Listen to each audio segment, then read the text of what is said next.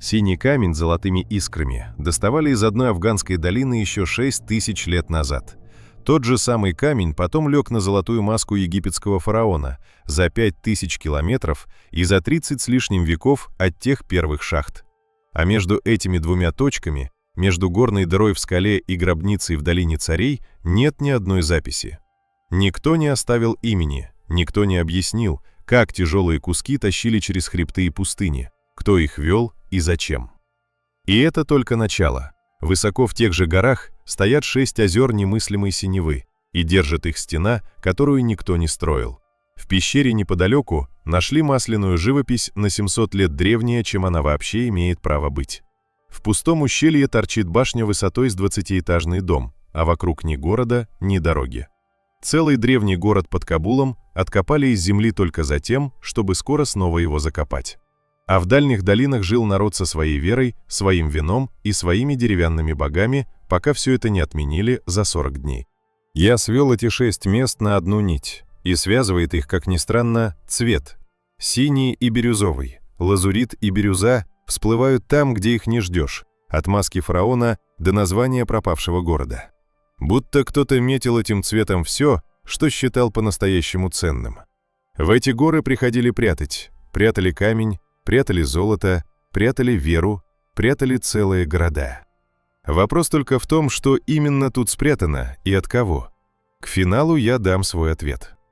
Историю древнего мира принято писать в Египте, Греции, Месопотамии. А в этих горах лежат доказательства, что писали ее не только там. 6 точек на одной карте, которые обычно показывают порознь, и каждую следующую объяснить труднее, чем предыдущую. Самое сильное место я приберег наконец, и к нему слово «развалины» не подойдет. Почему? Поймете позже. Место первое. Лазурит Бадахшана. Начнем с цвета, с которого все и пошло. Северо-восток Афганистана, провинция Бадахшан, долина реки Кокча, высота под 3000 метров. Сюда не ведут нормальные дороги даже сегодня. Зимой эти склоны отрезаны от мира снегом, летом до них добираются пешком, на ослах и лошадях. И вот здесь, в местечке Сар-Есанг, в склон горы уходят узкие шахты, выбитые вручную. Из них достают лазурит, тот самый густый синий камень с золотыми крапинами перита внутри. Поднесите ладонь к стене такой шахты. Камень холодный, шершавый, и на ощупь не скажешь, что из-за него рушились царства и снаряжались караваны. А именно так и было. Сар-Есанг — это не просто старый рудник. Это, судя по всему, самая древняя непрерывно работающая шахта на планете. Лазурит отсюда тянут больше 6000 лет подряд. Когда люди еще не построили ни одной пирамиды, в этой долине уже долбили синюю породу. Теперь привяжем неизвестное к известному, иначе масштаб не почувствуется. Золотая погребальная маска Тутанхамона, которую Говард Картер достал из гробницы в 1925 году, инкрустирована синим камнем. Этот синий, по геологическим и химическим данным, родом отсюда, из Бадахшана. В XIV веке до нашей эры афганский камень уже лежал на лице египетского царя. В царских гробницах шумерского города Ур в середине 3-го тысячелетия до нашей эры лазурит тоже из этих гор. Месопотамия, Египет, потом греки и римляне, а спустя века мастера Возрождения растирали этот камень в порошок и получали ультрамарин, самую дорогую краску в истории, дороже золота. И почти весь этот синий тысячелетиями шел из одной точки на карте. Когда я впервые это прочитал, я не поверил и полез сверять. Один источник, на минуточку, для половины известного древнего мира. Думаешь, ну не может целая цивилизованная Айкумена зависеть от пары шахт в горах, до которых и сейчас-то не доедешь? Оказалось, может. И вот мелочь, которая говорит о многом. Само слово для синего цвета во многих языках выросло из имени этого камня. Персидское «лажвард» дало и наш лазурит, и английское «эжур», и испанское «азуль». То есть половина мира называет синий по сути в честь породы из Бадахшанской горы, даже не подозревая об этом. А километрах в 300 к юго-западу от рудников археологи нашли Шортугай, крошечный торговый поселок древней инской цивилизации, заброшенный в эти горы, похоже, ровно ради того, чтобы держать руку на лазуритовом потоке. И вот первая странность, на которой стоит притормозить. Мы прекрасно знаем гробницы, куда этот камень приехал, знаем маски, печати, украшения. А про сам источник, про людей, которые рубили лазурит у истока, не знаем почти ничего. Ни имен, ни хроник, ни памятников этим рудокопам. Цвет помнят все, тех, кто его добывал, не помнит никто. Караванная дорога, по которой Синий уходил на запад, у археологов даже получила имя – Лазуритовый путь, и он древнее знаменитого Шелкового. Получается, первая большая торговая магистраль Евразии тащила не шелк и не пряности. Она тащила синий камень из афганских гор. Прежде чем я поведу вас дальше, к воде, которая повторяет этот же цвет, сделаю одну вещь. Напишите в комментариях, из какого города и какой страны вы сейчас смотрите. Город, страна, хотя бы континент. А мы спускаемся с рудников вниз. Место второе. Озера Бандия, Амир. Тот же синий, но теперь не в камне, а в воде. Центральный Афганистан, провинция Бамиан, горы Гиндукуш, высота снова около 3000 метров. Среди голой серо-рыжей пустоши, где, кажется, ничего живого быть не может, вдруг открываются 6 озер. И вода в них такого насыщенного сине-бирюзового тона, что первый раз глаз отказывается верить. Будто кто-то вылил сюда тот самый растертый лазурит. Самое странное даже не цвет. Самое странное то, что держит эту воду. Озера стоят не в обычных берегах. Их подпирают высокие белесые стены, местами метров под 12, гладкие, натечные, похожие на застывший воск. И встает честный вопрос. Кто построил в безлюдных горах 6 огромных плотин и зачем? Подвешу его и отвечу чуть позже, а пока скажу, что местные на этот счет сомнений не имели веками. По преданию, эти запруды создал Хазрат Али, зять пророка. Имена озер прямо из этой легенды и выросли. Бант-е-Зульфикар по названию меча Али, Бант-е-Панир – дамба из сыра, Бант-е-Гуламан – дамба раба. В легенде Али усмиряет реку мечом, сыром и камнями и спасает людей от жестокого царя. Звучит как сказка, но к этим водам до сих пор приходят паломники, считают их целебными и святыми. А теперь обещанный ответ, и он не отменяет красоты, а добавляет ей веса. Стены тут и правда никто не строил, их сложила вода.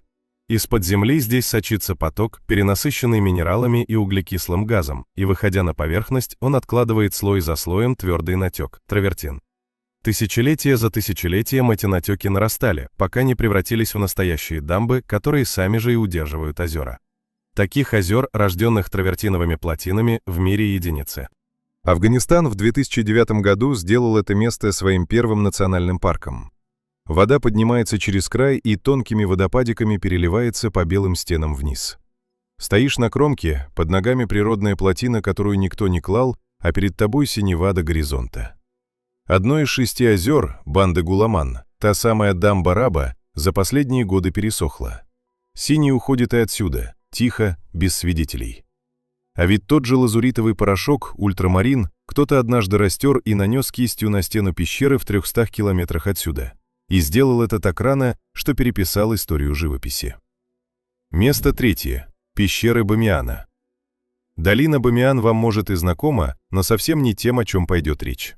Здесь в скале были вырублены 2 гигантские статуи Будды, 55 и 38 метров, крупнейшие стоячие изваяния Будды в мире.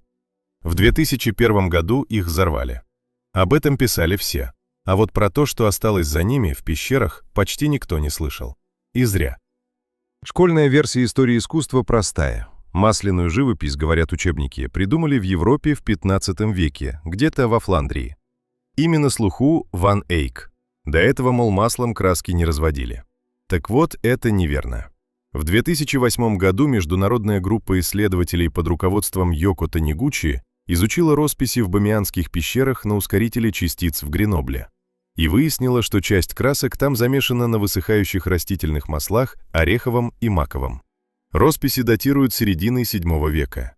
Получается, самые ранние известные масляные картины на Земле находятся не в Европе, а вот тут, в афганской скале, и они почти на 7 столетий старше официального изобретения масла. Вдумайтесь в этот разрыв. 7 веков.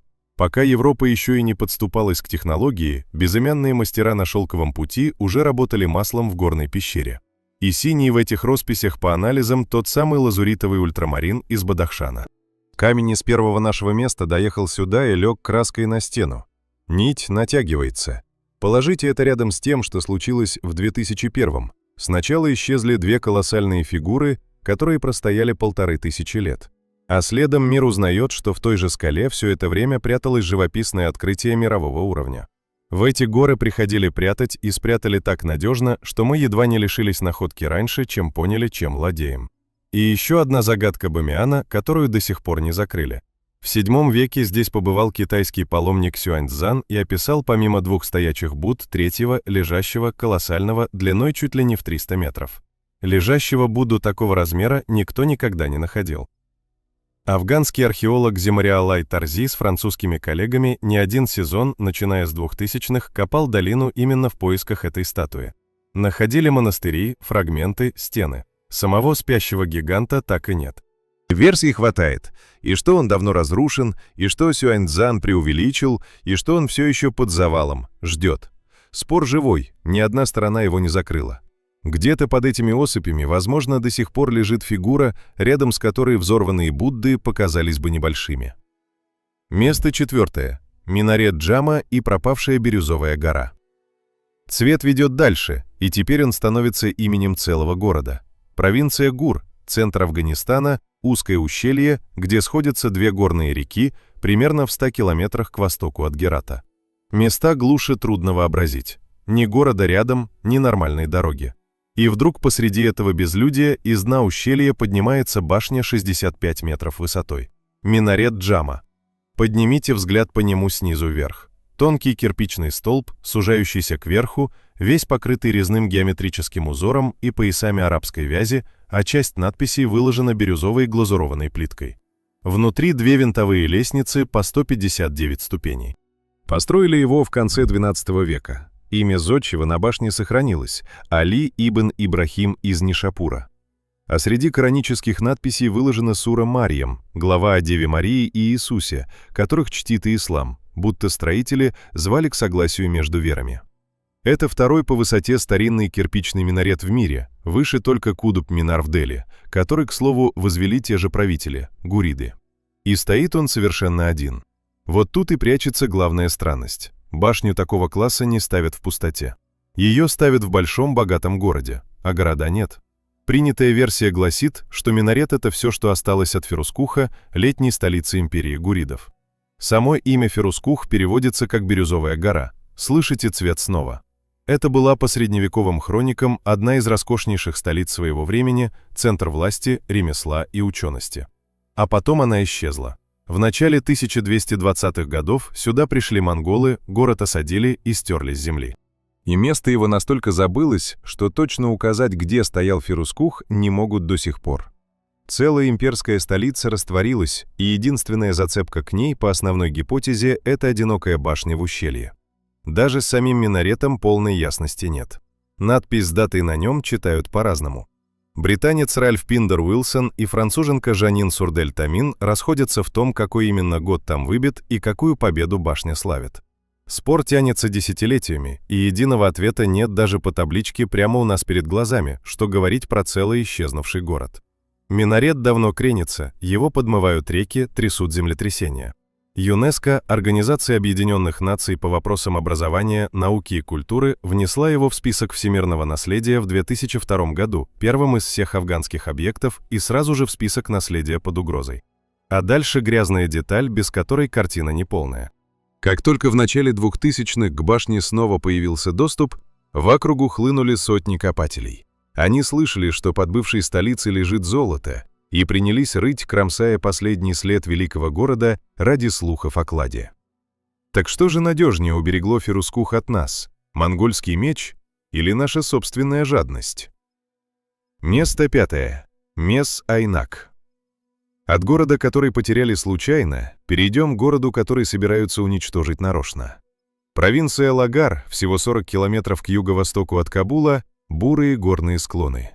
Здесь, на месте под названием Мес-Айнак, под землей лежал целый буддийский город. Не храм, не монастырь, а именно город.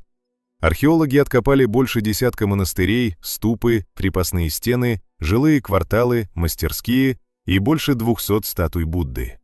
Жил он примерно со 2 по 8 век нашей эры на оживленной ветке Шелкового пути. По размаху его сравнивают с Помпеями. Пройдите между этих стен мысленно. Пахнет сухой пылью и нагретой глиной, под пальцами рассыпчатый край необожженного кирпича, которому почти 2000 лет. И вот вам редкость, какой, по словам археологов, больше нигде нет. Этот буддийский город стоял вплотную к промышленному центру. Монахи здесь молились бок о бок с теми, кто плавил металл. Земариал Айтарзи, тот самый, что искал спящего Будду, еще в 70-х отмечал, что такого тесного соседства святыни и производства он не встречал нигде. Какого металла, спросите вы? И вот тут трагедия. Под древним городом залегает одно из крупнейших на планете нетронутых месторождений меди, больше 11 миллионов тонн, оценками на десятки миллиардов долларов. Та самая медь, ради которой 2000 лет назад тут и поднялся город. По склонам до сих пор лежат фиолетово-сине-зеленые потеки шлака, застывшие отходы древних плавилин. Медь дала этим монахам богатство тогда, и медь же грозит стереть их след теперь. В 2007 году права на разработку получил Международный горнодобывающий консорциум, контракт на 30 лет, около 3 миллиардов долларов. План простой и страшный для археологии – открытый карьер. Это значит, что гору с городом на ней попросту срежут, на месте монастырей будет яма.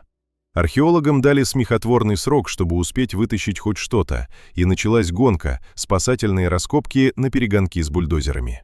Французскую миссию возглавил Филипп Марки, копали под охраной в постоянной опасности. И вот те самые грязные детали, которые не выдумаешь. Археологи на мыс Айнаки месяцами сидели без зарплаты. Им не выдавали ни нормальных камер, ни компьютеров, чтобы фиксировать находки. Документировать величайший памятник им приходилось буквально на коленке. Я смотрел кадры этих раскопок и поймал себя на том, что считаю не находки, а оставшиеся им месяцы. По разным причинам, от падения цен на медь до бесконечных переговоров, карьер так до сих пор и не запустили. Эта пауза, по сути, единственное, что пока спасает город. Помните, вначале я обещал место, которое откопали лишь за тем, чтобы снова закопать? Вот оно. Мы достали мыс Айнак из-под земли на один короткий вдох и держим над ним лопату. Под этими стенами лежат еще сотни нетронутых рукописей, до которых, скорее всего, уже не доберутся. Место 6. Кафиристан, ставший Нуристаном. А теперь самое тяжелое. И сразу скажу, почему слово «развалины» сюда не подходит. Потому что здесь речь не о камнях. Здесь речь о людях, и нить наследников этого места тянется до сегодняшнего дня. Высоко в Гиндукуше, в труднодоступных лесистых долинах на северо-востоке страны, до самого конца XIX века жил особенный народ. Вокруг давно был ислам, а они держались своей древней веры. Многобожие с корнями в индоиранской ведической древности, бог-творец Имра, бог войны Гиш, целый пантеон. Они делали вино из винограда, чего соседи-мусульмане не допускали. И вырезали из кедра большие деревянные изваяния, фигуры почитаемых предков и героев, нередко всадников на конях. За эту веру соседи звали их кафирами, неверными, а всю землю — Кафиристаном, страной неверных. Представьте долину, куда почти никто чужой не доходил. Дым очага, запах кедровой стружки, во дворе деревянные предки смотрят на живых. Последним посторонним, кто застал все это целым, был британец Джордж Скотт Робертсон.